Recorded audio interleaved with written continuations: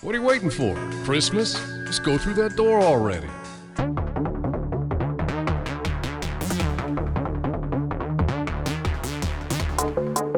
Hello, ladies.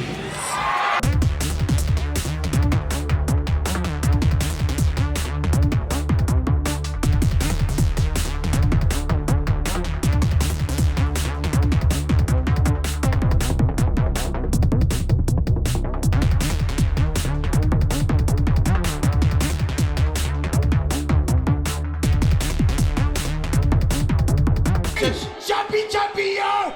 Beep, beep! Ha ha!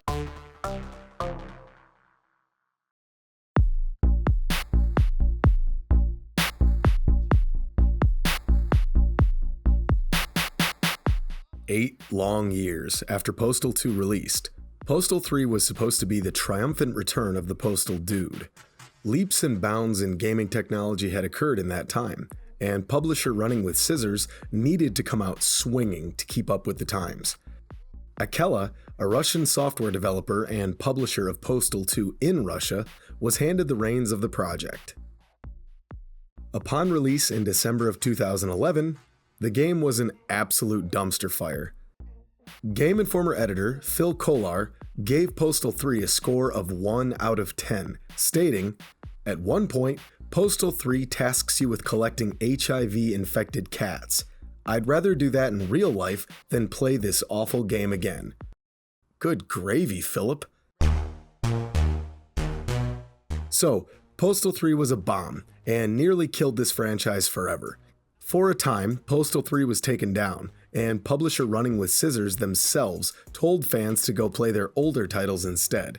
In the meantime, in order to salvage the frail, tattered remains of the series and to recoup some of the financial loss incurred by the bomb that was Postal 3, instead of laying down and dying, Running with Scissors got back to work.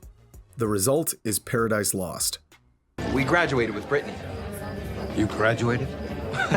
Of course we graduated, cock. Beer?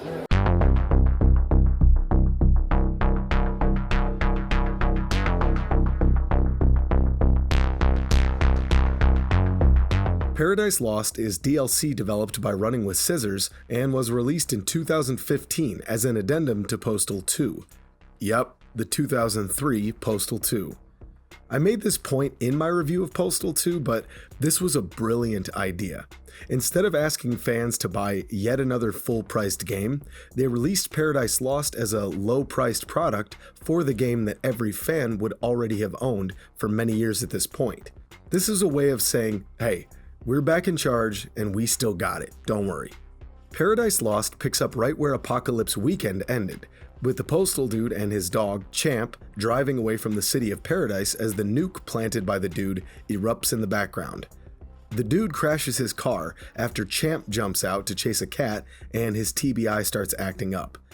Dude has an 11-year coma, after which he promptly wanders back into Paradise in search of his loyal pooch. I love this so much. We can analyze it, right? How does one survive 11 years out cold without dying? How has he not atrophied at least? Guess what? Who cares? The important part of this cutscene is that it completely retcons Postal 3. It's explained that the third game was nothing more than a bad dream that the dude had while comatose. I'm you, genius. I was just feeling a bit stuffy hanging around in that noggin of yours, so I figured I'd step out for some fresh air. I'm afraid I can't hang around and chat, though.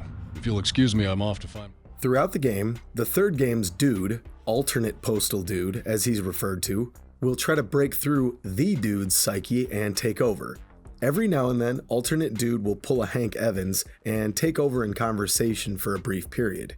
So, our dude wanders off into the apocalyptic wasteland of his own doing, returning to Paradise, Arizona. Searching for Champ, he starts asking around, but is confused as to why people freak out when they see the picture of his dog. Turns out, Champ became El Perro Loco, the crazy dog, a giant menace to Paradise, and was locked away in hell by the townsfolk.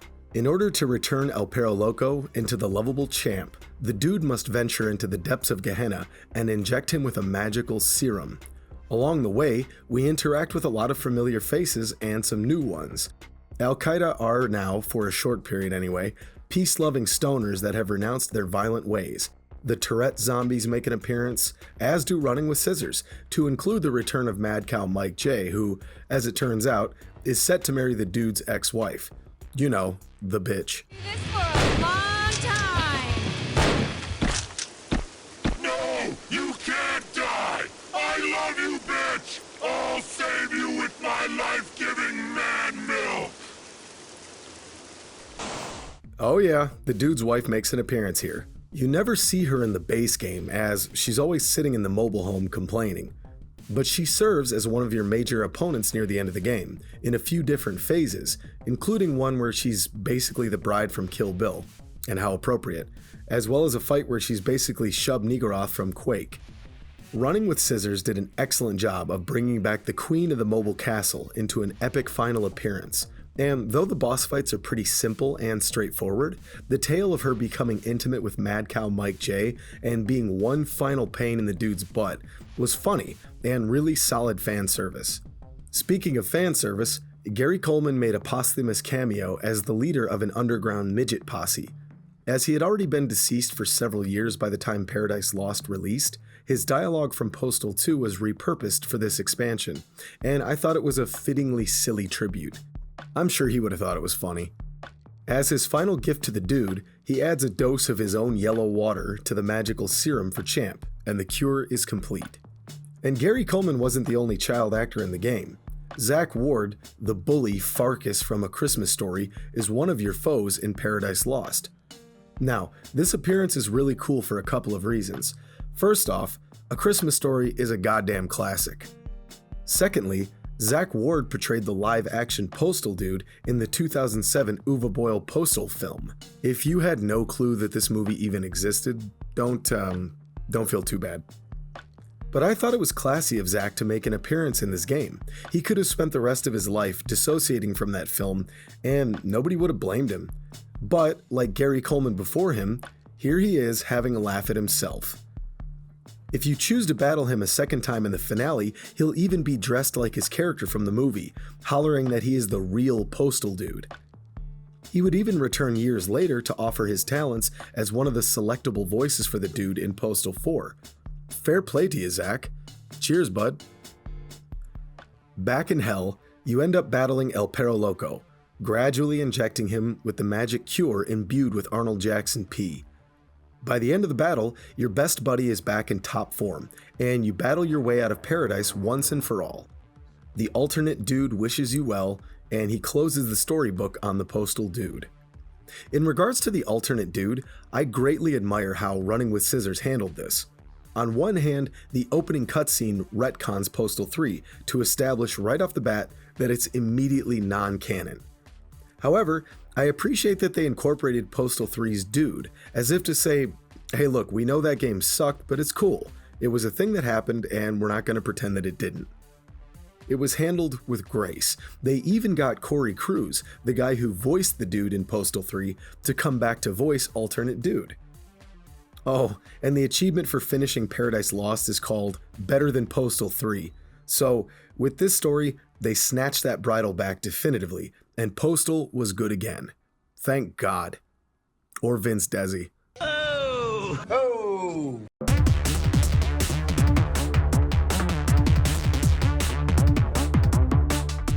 So, if you watched my Postal 2 review, you can basically gather what Paradise Lost will play like. Not much has changed. How much you like the base game will help determine the gratification you receive here. Objectives are presented just like they were 11 years prior, and I love that the game picks up like no time has passed at all. The game is structured the same, with deliberately monotonous objectives taking place over several in-game days across the now semi-ruined, fallout-laden Paradise, Arizona. I adore how obnoxiously lame some of the objectives are here. I had mentioned waiting in lines at public places in the base game, and how I actually derived some weird joy out of doing so before going bananas. Paradise Lost amps this up. There's a scenario where the dude has to take a ticket and wait in a queue to pick up some goods. This scenario is thick with languor. Despite the office being completely empty, you're asked to sit through 30 numbers until you receive service. The premise had me chuckling as it is, but I legitimately laughed out loud when I was finally called up and the supplies cost an obnoxious $1,000. I knew what came next, of course. Bye. Salutations. Yeah, can I finally buy those chemicals now? We know you have many choices when it comes to your chemical needs, so we thank you for shopping with us. That will be $1,000. Other missions that had me genuinely laughing include the dude performing karaoke at the gay bar. His objective is to sing so poorly that he ruins everyone's fun in service of Gary Coleman's midget army. Nobody attacks you, you just sing like ass and leave. For beating the base game, I unlocked Enhanced Mode, which is basically a sort of New Game Plus that enhances the strength of your weapons and adds some secondary fire modes. It grants the Postal Dude outfits or items at the start of each day, except Friday, and my personal favorite enhancement, a new wealth of options for piss.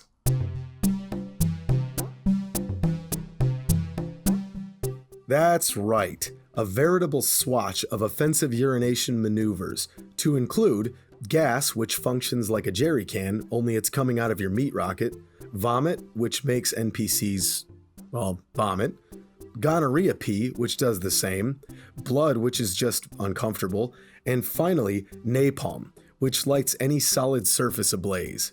Let me get this right. You're getting a burning sensation when you urinate? No, fire shoot out my dick is a burst of flame fly out my dick when I pee. Alright, hey look, nobody said this game was Mass Effect 2. You also get some additional buffs and extra items that spawn in the world. Enhanced Mode is a great deal of fun after playing through the vanilla game first. New weapons were added to Paradise Lost, and I really enjoyed using things like the revolver. There's a thick Fallout New Vegas inspiration in the game, and it felt just right to have Big Iron on my hip. You take out enemies to fill the execution bar, at which point you can slay several enemies in one move. It reminds me a lot of the Loverboy from Ion Fury, although this came first. Another new addition are the Habib machines, obviously inspired by Marcus Kincaid's vending machines from Borderlands and the Circus of Value from BioShock. The All-American Armory lets the dude buy weapons, gasoline, flashbangs, and so forth. The Power Station lets you buy medkits, Kevlar, dog treats, bass sniffer recharges, and so on. This addition isn't anything earth-shattering, but it's definitely way better than running around to different vendors to buy the essentials. You can also sip a new can of Habib juice, which lets you dual wield for a period of time and cause big damage. This was fun for goofing off, but it really came in handy for the finale as well. I had mentioned the boss fights earlier, and just like the base game and Apocalypse Weekend, these are nothing more than basic battles inside of an arena. Not that they needed to be much more than this, and again, I really like the phases of fighting the dude's ex-wife, ending with the giant demon bitch in the lava pit, but these were definitely pretty stale from a gameplay perspective. Nothing here is outright bad or frustrating, it's just all kind of the same thing over and over. Playing through a lot of these boss fights as they happen in the story isn't too bad, but this can really start to sour based on your decision for the finale. So, the endgame sees the dude caught in yet another apocalypse. Running with scissors gave you the option to head out the back door through the sewers to bypass the final boss gauntlet, or you can do what I did and visit each faction that you met along the way for one last battle against each leader. I was tempted to head straight through the sewers as I had been playing Postal 2 in the late nights and early mornings before going to work, and I was kinda tapped, but come on, you gotta see it through to the end. I have to say, after the dust settled, I should have taken the sewers.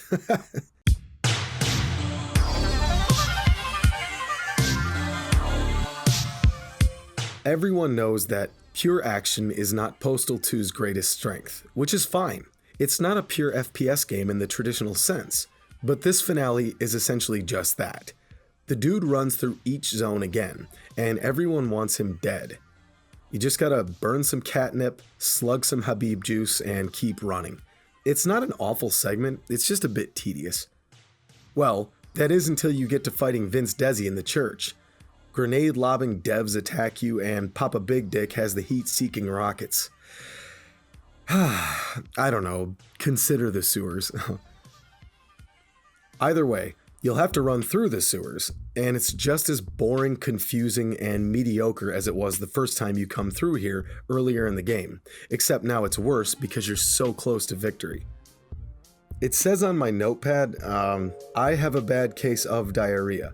I have a bad case of diarrhea. I have a bad case of diarrhea. On a side note, I appreciate the inclusion of the claptrap parody bots. These rolling urinals require the dude to hose them to temporarily disable their attack pattern. Look, I really like playing the first few Borderlands games. Shoot, I have a platinum trophy for the first one. But I've always cringed at the comedy of Claptrap. Every time I hear his little voice and his cute jokes, I just imagine Randy Pitchford chuckling to himself like, "That's funny and quirky. What a mascot. We can sell toys." Anyway, I didn't come here to bag on Randy. I wouldn't want to get shoved or anything. Besides, as far as contemptuous shills in the gaming industry are concerned, I think Running with Scissors had other fish to fry.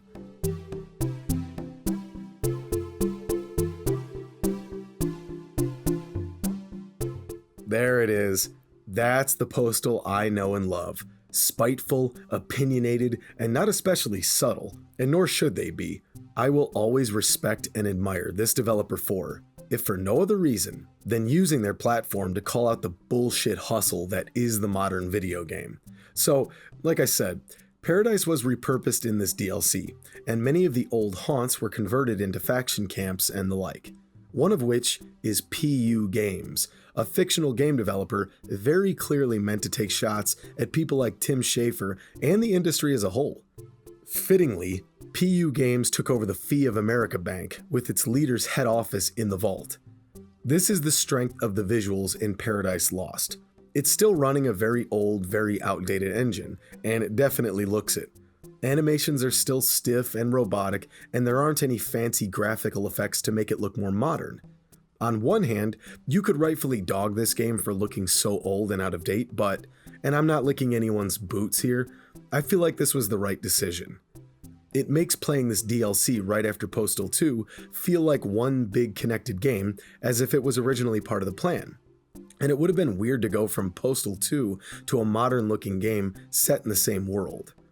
Also, the team had the assets ready to go, and I imagine from a business sense, this was a much cheaper option to recoup some of the cash from the failure that was Postal 3. But again, it's obvious that the game looks ugly and old, so in order to make it a little more interesting visually, some changes were made. Explained as a result of the fallout, Paradise now has several changes to the map. It's all familiar, which is good, but several of the zones have been altered aesthetically. I mentioned earlier the New Vegas vibe, and seeing how Arizona is already a bit of an arid wasteland, this comparison makes total sense. And of course, they lean into that pseudo Wild West imagery like seemingly every post-apocalyptic movie and game. Why is it that humanity always seems to revert back to the old American West in the 1800s? Either way, Postal dude strolling into a saloon with a wheel gun is mint. But it's not all tumbleweeds and chlamydia. There are nighttime areas soaked in rain, my favorite, and the Winter Wonderland, which is where Zach Ward hangs out. I found it very charming to go through these familiar locations with a new coat of paint. It was a nice touch. But fear not, this didn't become an artsy game or anything. Some locations, such as the Wipe House, retain their sense of humor the series is known for, juvenile and vulgar, as it should be. The Postal dude has a mission where he literally buys butt paper from a toiletry emporium. The front of the Wipe House has shoddy pillars erected out front to resemble its parodied namesake. The interior is decorated with various commodes, urinals, and teepee. If you break in, the Wipe House security guards are decked out in black suits, sunglasses, and earpieces a la the Secret Service. Again, the graphics aren't competing with Doom the Dark Ages or anything, or even Doom 2016 for that matter. or even Doom 3, but the team used what they had to convey the very bizarre, silly, and slightly disturbing town of Paradise, complete with wacky NPCs and all manner of offbeat locales for the dude to rove. Much like the base game, I loved just wandering around aimlessly sometimes, seeing what I could stain with my bladder juice. There's just something comfy about this engine. I'm sure it's based in nostalgia, but I get a warm feeling anytime I play an old Unreal Engine game. And much like with PU games, I love that the visuals are used to make a salient point or two. But it's even more relevant when exploring the Wipe House, since we all should know that the building it's based on is also full of shit.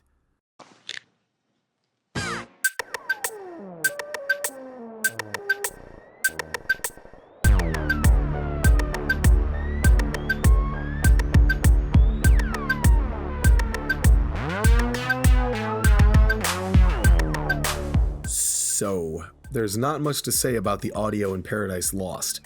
I had already mentioned that Corey Cruz voices the alternate dude, which again is chill of him after the game that he was in bombed. Respect to you, Corey. And of course, the dude just wouldn't be the dude without Rick Hunter. The NPCs are still suitably demented and loony, and you'll hear heaps of goofy stuff from them throughout. Also, special shout out to Wendy Carlson and Ashley Mena for voicing the bitch in her skinny, fat, and demon forms. The performances were great and brought this pestering, soul-draining force of nature to life. The soundtrack, composed by Takumi Sloan, is a nice blend of acoustic guitar, trap and hip-hop, the good old Postal 2 muzak, and sitar for the wise wang. Bitch, you're not just talking to a wise man, you're talking to the wise wang. I don't remember much of it from my playthrough, but going back and listening to the soundtrack by itself was really quite a pleasure. He also composed the soundtrack for Postal Redux, which is a great reimagining of the Christian Salier classic. Shout out to Kumi. And with those final words, I must leave you. Sayonara, bitch.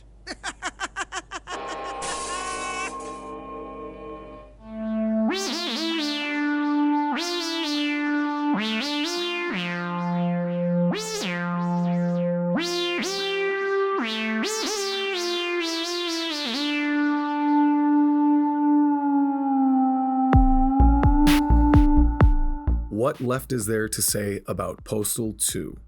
Well, quite a bit actually, but I'm not trying to make another 2-hour retrospective right this second. The game has received a massive amount of mods over the years, to include the officially licensed add-on Corkscrew Rules. From what I understand, Running with Scissors is working on a remake called Postal 2x2, which is slated to come to consoles as well, and I'll be there for it. In this increasingly disconnected dystopian society where we're being told that we'll own nothing and be happy, it's becoming more and more important to support the people that make the things that you like. The local butcher, auto mechanic, prostitute, coffee shop, and big dick game developers that follow the dietary regulations of the kashrut.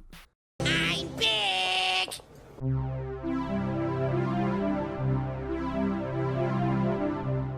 In all seriousness, Postal was never going to be as big or as mainstream as FPS titles like Doom or Quake, and it didn't have the mass market appeal of a series like Halo. But, unlike Halo, which has been fist-f***ed to death by wolves dressed in stockholders' skin suits, a series like Postal has, outside of snafus like Postal 3, remained true to itself, and, as a result, has garnered a dedicated, loyal fan base. Paradise Lost feels like a love letter to that fan base, and thus I really enjoyed my playthrough. Sure, the FPS action is still kind of flimsy and the story isn't meant to rival Silent Hill 2, but the good parts of the base game are here and just as fun as ever. The price has always been more than fair, and most importantly, this DLC reassured fans that the series was back in the right hands. Personally, I wish Postal could have one more grim, dark entry like the first game, but according to the developers themselves, Postal Redux sadly didn't sell enough to warrant another game in this style. And that's okay. The real world is grim and bleak enough as it is, and the original game was developed with some shocking scenarios that have sadly become normalized.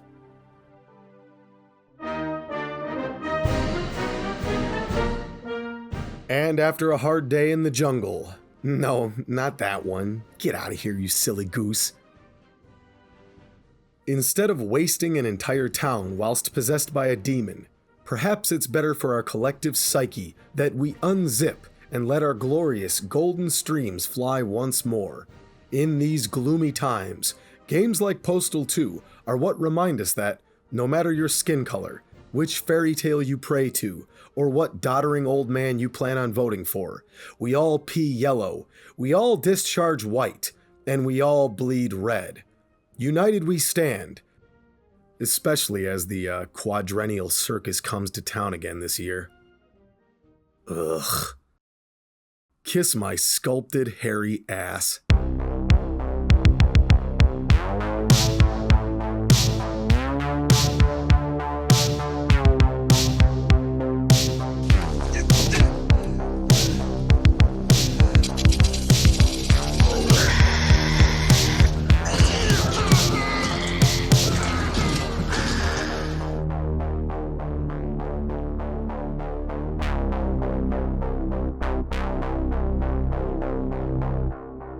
That would be cool.